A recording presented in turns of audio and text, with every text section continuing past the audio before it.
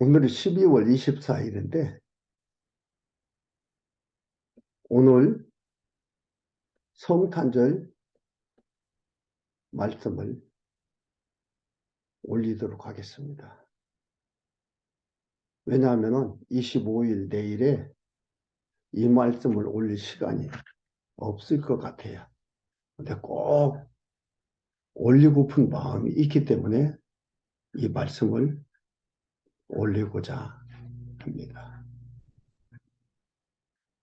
왜냐하면 성탄절의 그 의미를 가장 잘 나타내고 있는 부분이 아닌가. 물론 마태복음에도 있고 이 모든 부분들이 있는데 잘 나타내고 제가 하고자 하는 말씀이 의미가 많이 함축되어 있기 때문에 이 말씀을 중심으로 보려고 합니다. 그래서 오늘 본문은 누가복음 2장 1절로 7절까지입니다. 예수님의 출생에 관해서 기사가 2장 1절에서 40절까지 나와 있는데 2장 1절에서 7절까지는 마리아가 베들레헴에서 맏아들을 낳아 구유에 누이는 것에 대해서 나와 있습니다. 그럼 예수님의 태어나심이 그냥 갑자기 이렇게 해서 되어진 것인가? 아닙니다. 예수님 오시기 전 700년, 800년, 1500년경에 이미 예수님이 태어날 것을 예언 언약을 했어요. 그 예언 언약을 근거로 해서 예수님이 이렇게 태어나는데 놀라운 것은요.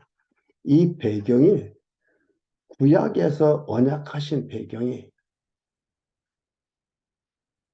신약에서 태어나는 그 환경과 그 배경이 아니면 구약에서 말씀하신 그 배경을 따라서 태어날 수가 없다 이 말이에요. 그럼 뭘 얘기를 합니까? 이 역사적 배경 흐름이 이 역사가 누구에 의해서 되어져 이루어져 가고 있다 이 말이에요. 근데 그분은 살아 있어야 되고 그 모든 것을 뜻대로 하는 놀라운 능력을 가진 자여야 되고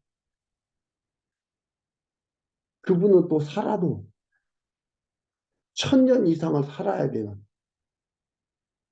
즉 영원히 살아야 되는 거예요. 살다가 죽으면 그 뜻을 이룰 수가 없습니다. 힘이 없으면 이룰 수가 없습니다.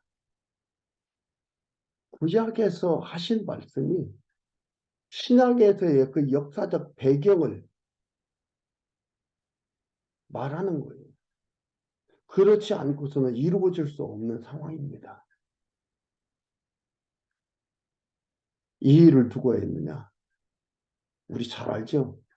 하나님이 하셨더라. 그 하나님이 내 아버지라는 거. 나를 사랑하사 나의 흠과 티 다 없이 하기 위해서 독생자 아들 예수 그리스도를 보내겠다고 하고 그가 오셔서 태어나심을 그 태어나시는 과정을 계시에 하나님 경외하게 만듭니다. 구약의 역사적 배경을 볼까요? 구약의 역사적 배경을 보면요. 창세기 49장에 먼저 이런 얘기를 했습니다. 야곱이 죽음을 앞에 놔두고 12아들들을 불러서 그들에게 유언을 합니다. 유언을 하는데 유언 가운데 유다에게 하는 유언이 나와 있어요. 유다에게 하는 유언이 49장 9절부터 나와 있습니다. 49장 9절에 유다는 사자 새끼로다. 내 아들아 너는 움킨 것을 찢고 올라갔도다. 그의 엎드리고 웅크림이 수사자 같고 암사자 같으니 누가 그를 범할 수 있으랴. 아무도 당하지 못한다 이 말이에요. 그가 예수 그리스도. 그러면서 10절에 홀이 왕권입니다. 홀이 유다를 떠나지 아니하며 치리자의 지팡이 역시 왕권입니다. 지팡이가 그 발 사이에서 떠나지 아니하기를 실로가 오시기까지 미치리니 예수 그리스도가 오늘까지 미친다 이 말이에요. 미치리니 그, 미치리니 그에게 모든 백성이 복종하리로다. 이렇게 얘기를 했어요. 또 하나 볼까요? 우리가 잘 아는 부분만 보겠습니다. 구약 성경이 예수 그리스도 오실 것에 대한 모형적이고 예언적인 것을 얘기하는데 우리가 잘 알고 있는 부분을 볼게요. 이사야서 7장 14절. 이는 북쪽 이스라엘이 아주 망해버린다고 얘기하는 거야. 예루살렘도 망하는데 아주 망하지 않고 북쪽 이스라엘은 망하고 아주 망하고 남쪽 예루살렘은 아주 망하지는 않는다라고. 망하는데 아주 망하지 않는다라고. 그걸 얘기하는 건데 그러면서도 여호와께서 유다 왕국을 보호하고 계시다는 것을 징조로 장차 나타날 메시아의 예표적 증거를 합니다. 이런 일이 일어난다 이 말이에요. 그 계시로서 징조로서 7장 14절에 그러므로 주께서 친히 징조로 너희에게 주실 것이라. 보라, 처녀가 잉태하여 아들을 낳을 것이요 그 이름을 임마누엘이라 하리라. 하리라라는 것은 선포고 선언이지요. 부탁이 아닙니다. 불렀다, 이름을 지었다, 말했다 이렇게 얘기하는 것들이에요.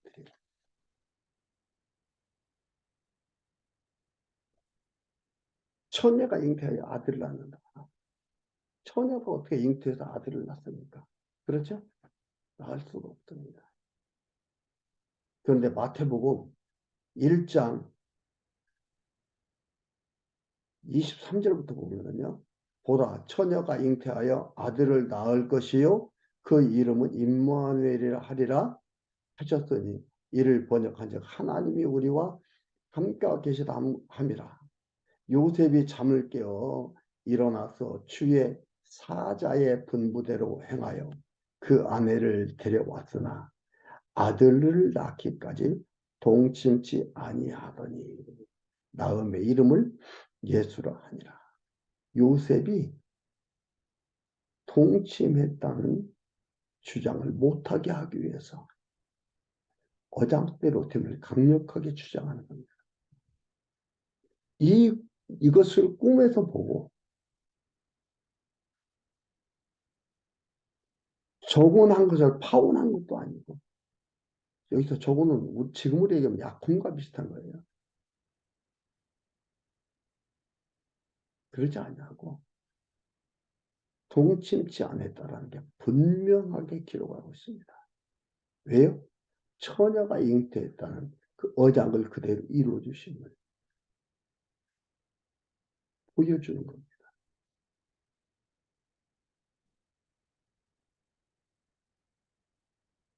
놀라운 거죠. 근데 이때에 가이사 아구스도가 명을 내려 천하로 다 호적하라 하였으니 가이우스 옥타비아누스가 본명입니다. 가이우스 옥타비아누스가 본명인데 가이사 아구스도가 명을 내려 로마가 이스라엘을 지배하고 있는 때예요. 식민지 시대입니다. 그러니까 이제는 누구의 통치를 받느냐? 로마 황제의 통치를 받아요. 가이우스 아구스도예요. 가이사 아구스도. 이의 통치를 받습니다. 그런데 어떻게 하느냐? 천하로 다 호적하라 했습니다. 호적한다라는 건 우리나라도 그런데 예, 옛날에 우리나라도 그랬습니다. 호적하라고 하면은 자기 고향으로 가야 돼요. 자기 고향에 가서 호적을 하는 겁니다. 제가 중국에서 한 14년, 13년 조금 더 있었는데 중국도 호적하려면은 지금은 고향에 가서 하는 거예요. 자기들의 통치행위입니다. 백성들을 통치하기 위해서 그렇게 하는 일들이에요. 그런데 이게 역사적, 문화적 환경이에요. 그때 당시의 문화고, 그때 당시의 정치적 환경이고, 그때 당시에 황제들이, 왕들이 다 드리는 방법 중에 하나예요. 이것을 어떻게 알고 하나님이 이렇게 하느냐 이 말이에요. 그러면서 호적하라. 이 호적은 구레뇨가 수리와 총독되었을 때에 첫 번 한 것이다. 첫 번, 먼저 한 것이다. 첫 번이 아니고 먼저 한 것이다. 나중에 했으면 큰일 나는 거예요. 뒤에 보면 마침 가서 예수를 낳잖아요. 먼저 한 거예요. 구레뇨 수리아 총독이. 구레뇨가 수리아 총독 되었을 때에 먼저 한 거예요. 모든 사람이 호적하러 각각 고향으로 돌아가매 요셉도 다윗의 집 족속이므로 요셉이 다윗의 집 족속이에요. 요셉과 청혼한 마리아가 있어요. 다윗의 집 족속이라는 건 누구예요? 유다 지파라는 거예요. 그럼 유다 지파의 소속인 거예요. 이것은 창세기 49장 9절과 10절에 나와 있는 유다에게 야곱이 후일에 당할 일을 얘기합니다. 지금 있는 일에 후일에 당할 일을 쭉 얘기하면서 홀이 떠나지 아니하고 치르자의 지팡이가 칠루에 오지기까지 있는다는 것을 얘기했잖아요. 그런 것처럼 여기에서 요셉도 다윗의 족속이라 다윗의 족속인 거로 이렇게 얘기가 나오는 거예요. 야곱이 이 당시 가이사 아구스도가 이 얘기할 것을 알았어요? 야곱은 이미 그 뒤에 죽었는데 지금 1000년 넘게 1500년 가까이 된 그 어간에 야곱이 알았어요? 그래서 이 얘기를 했어요? 아니죠. 그래서 하나님의 말씀이라고 하는 겁니다. 하나님의 말씀은 살아있다 그러고 하나님은 살아계셔서 역사를 뜻대로 주장해 가신다는 거. 근데 그 근거를 어디에 두냐? 언약의 근거를 두는 게 하나님께서 기분 따라서 하는 것이 아니라 언약의 근거를 두어서 언약대로 이루어 가신다. 그러니까 언약은 곧 성취가 됩니다. 언약했으니까 가봐야 한다 그게 아니고 언약은 곧 성취인 겁니다. 언약 곧 성취. 근데 우리는 그것을 지금 확인해가는 놀라운 일입니다. 성탄절이 이런 의미가 있습니다. 하나님 살아계셔서 역사를 주원해 가시는 여호와이신 것을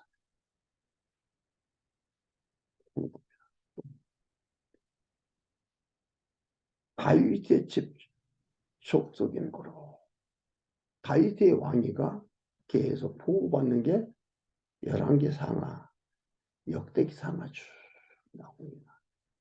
그로 갈릴리 나사렛 동네에서 유다를 향하여 베들레헴이라 하는 다윗의 동네로 그 정혼한 마리아와 함께 호적하러 올라가니 자세하게 기록하죠.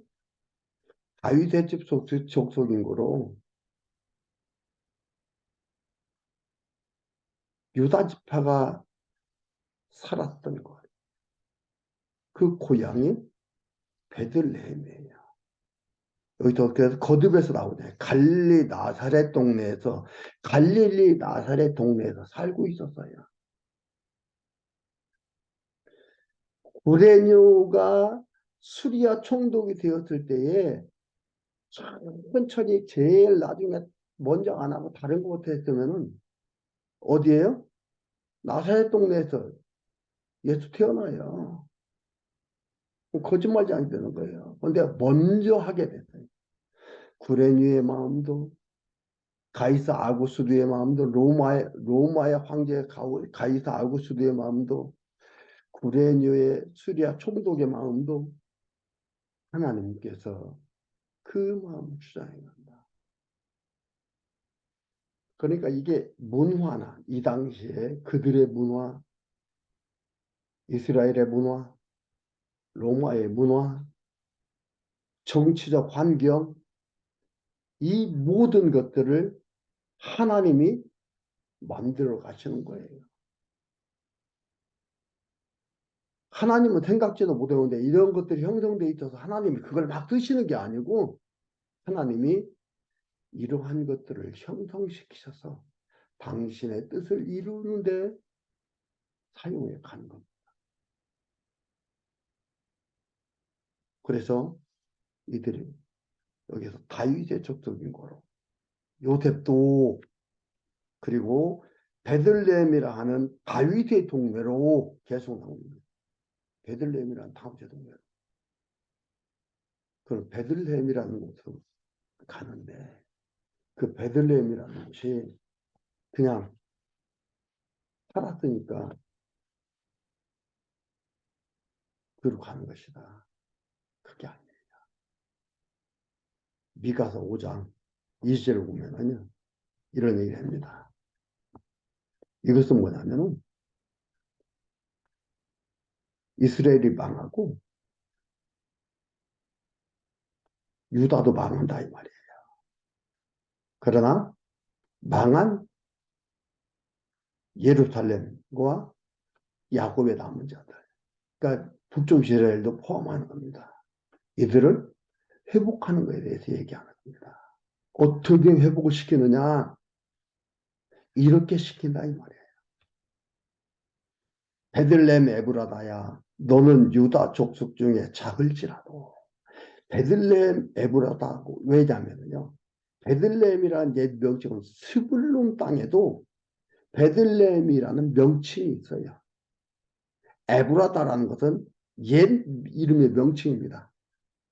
여기는 유다 땅 베들레헴의 에브라다라는 이름은 그때 에브라다를 넣는 거예요. 베들레헴 이름만 하면은 스불론 땅인지 유다 땅인지 모르잖아요. 근데 에브라다야 옛 명칭인데 이게 베들레헴 이름이에요. 유다 땅이고. 에브라다야 너는 유다 족속 중에 작을지라도 이스라엘을 다스릴 자가 네게서 네게로 나올 것이라. 그의 근본은 상고요 태초니라. 바로 예수 그리스도가 예수가 태어날 것을 얘기합니다. 이게 언제라고요? 상고요 태초야. 이미 태초에 언약되어진 것이고 계획되어진 것이지 이것이 어느 날 갑자기 이루어진 게 아니다 이 말이에요. 그대로 지금 태어날 환경이 주어진 거예요. 그러면 역사를 주관하고 살아계시고 그렇죠? 존재하셔야만이 할 수 있는 베들레헴이라 하는 다윗의 동네로 그 정원한 지금 우리의 사용하는 언어로 하면 약혼입니다. 정원한 결혼하기로 정해놨어요. 정원한 마리아와 함께 호적하러 올라가니 마리아가 이미 잉태되었더라. 이미 잉태되는데 앞에서 읽어드렸지만은 마태복음 1장에서 뭐라고 합니까? 보라 처녀가 잉태하여 아들을 낳을 것이니 그 이름을 임마누엘이라 하리라. 하리라라는 것은 확정적인 거예요. 하셨더니 이를 번역한즉 하나님이 우리와 함께 계시다 함이라. 마태복음 1장 23절입니다. 24절. 요셉이 잠을 깨요. 요셉이 자다가 꿈꾼 거예요. 잠을 깨요. 일어나서 주의 사자와 사자의 분부대로 행하여 그 아내를 데려왔으나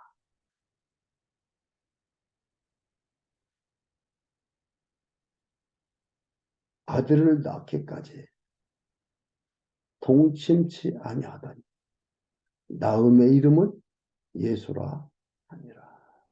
동침하지 않았다는 말이에요. 이는 뭐예요? 성령으로 잉태했다. 법적으로 완벽한 것. 또 종교적 영적으로도 성령으로 잉태했다는 것은 아무 문제가 되지 않아. 완벽하게 이루심을 보여주는 겁니다. 마리아가 이미 잉태되었더라. 이미 잉태되었더라 말입니다. 거기에 있을 때에 해산할 날이 차서 맏 아들을 낳아 강구에 싸서 구요에 되었으니 이는 사관이 있을 곳이 없습니다. 예수 그리스도에 대한 표적이에요. 예수 그리스도에 대한 표적. 얘기를 했죠. 먼저 호적하라고 하지 않고 이 당시 세계를 호령하던 로마 황제의 명이 아니었던들 이 일이 이렇게 이루어지냐 이 말이죠. 근데 이 일이 이렇게 이루어질 것을 이미 예수님 오시기 700년 전, 1900년 전에 이미 언약했던 1000년 전에 다윗한테 또 언약했던 것. 그 일이 이렇게 이루어졌습니다. 여러분, 성탄절 우리가 왜 즐거워하고 왜 많은 프로그램을 통해서 기뻐하고 찬양하고 축제를 합니까? 우리가 잘 먹고 기분 좋으라고 하는 게 아닙니다. 이 살아계신 하나님, 이 존귀하신 하나님, 역사를 주관하신 하나님, 당신의 뜻대로 영원토록 일해 가시는 이 놀라운 하나님을 확증해주고 드러내 보여준 놀라운 날이기에 우리는 즐거워하고 찬양하고 축하하고 축제를 합니다. 여러분이 아름다운 놀라운 성탄절 그 일을 완벽하게 이루신 분이 우리 아버지예요.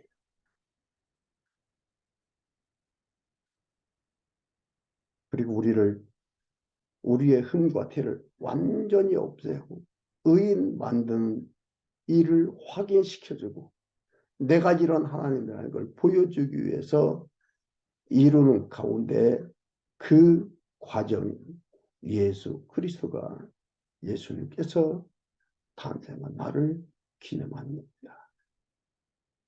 여러분, 이 놀라운 여호와 하나님을 여러분들도 확인을 하고 확인 속에 기쁨과 찬양이 흘러넘치는 귀한 성탄절 가지시기를 바랍니다.